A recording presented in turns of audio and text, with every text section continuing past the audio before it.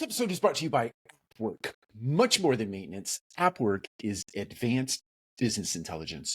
You can streamline your maintenance workflows and keep an eye on the leaderboard as service team members enjoy the gamification of maintenance. If that sounds interesting, visit appworkco.com. That's appworkco.com and transform your productivity today.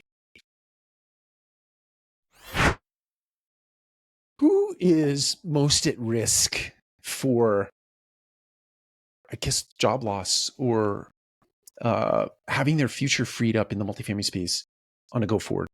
Is it the site team? The site team being subject to centralization, which is already subject to automation. Those two things are happening concurrently. As fast as we're centralizing things, we're automating those things. But who is most at risk? Site team, or is it corporate America? My speculation is that corporate America is more at risk than the site team members in the multifamily space. And I'll tell you why I think that. I think accounting team members are first and foremost, that the accounting departments in the multifamily space across the various multifamily assets and platforms is probably going to be the first corporate function that will fall away in a dramatic fashion, a very dramatic fashion. That is happening. It's happening right now. It's going to continue to happen. A lot of the things that they do today are going to be completely automated in a very swift fashion, in a very short order. Marketing. I think that what's going to happen in the future as it relates to marketing is number one, it's fascinating what's going to happen, what is happening right now, but it will put creators and creatives and marketing individuals at risk for job loss, because AI is innately creative. There's risk in it, right? Because the models that you use, the information, the data that you use to train said marketing GPT or marketing Gen AI runs the risk of violating copyrights and different things like that. But marketing is at risk. I think shortly thereafter, IT is at risk. IT is at risk. And I think IT is probably less at risk, simply because there are some infrastructure things that still necessitate IT, but things like tickets, any kind of little thing that happens on a daily basis that requires an IT or IT involvement is going to just be done by a bot.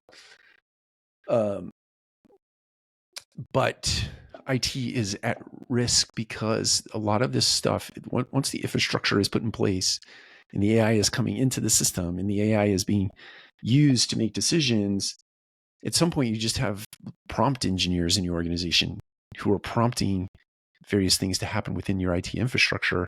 And most of that stuff is going to be done offsite in a centralized way or in an automated way, none unlike a lot of the other shared services that we're putting into centralized and automated routines today in the multifamily space. And then on the heels of that is certainly the HR, a lot of the HR components that you do at a corporate level or in a shared services way.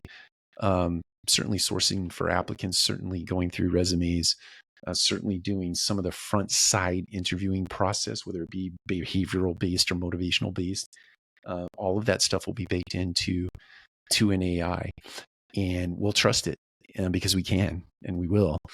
And it'll really kind of bring the top candidates to your attention. And on an ongoing performance basis, there are pieces of AI that are being built today that'll govern whatever KPI you want, whatever metric you want to measure in your organization. You can bring that up in the AIs that are being developed today, real time. And you can create those KPIs and you can morph those KPIs and you can communicate those KPIs and you can do the math behind those KPIs. Those giant spreadsheets, the days of maintaining giant spreadsheets in order to govern performance management that's based on KPIs, gone. It's totally gone. And you can govern that. You can show real-time dashboards where people can understand what their bonuses are tied to and how they can elevate their bonus, or if they're off the rails, how they can get back on, because the AI will tell them, hey, you need to pay attention to X, Y, or Z in order to get that KPI back on track so that your bonus goes up. So anyway, long story short, all of that stuff is here. I know I've been talking about it for years, potentially years now, but it is finally making its way into the space. And I think over the next 18 months, plus minus, I think by next summer, the next summer's conference circuit is going to have use case after use case after use case after use case. And there will be a lot of weeping and wailing in the hallways because people will have wished that they got on board earlier than they did, because they're not going to see the exponential value of those early adopters.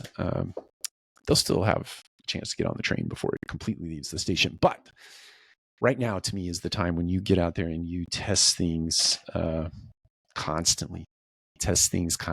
Figure out how you can make room in your budget by eliminating other platforms and putting things really driven by AI. The underlying technology is AI and LLMs and etc. So anyway, that's it. Talk again soon. Bye. And I want to give one more hat tip to AppWork for sponsoring today's episode. Imagine carrying a digital make-ready board in your pocket with work order tracking and maintenance technician leaderboards designed to gamify the process and bring out your team's competitive best. As a reminder, if that sounds interesting, you can go to appworkco.com. That's appworkco.com today to learn more.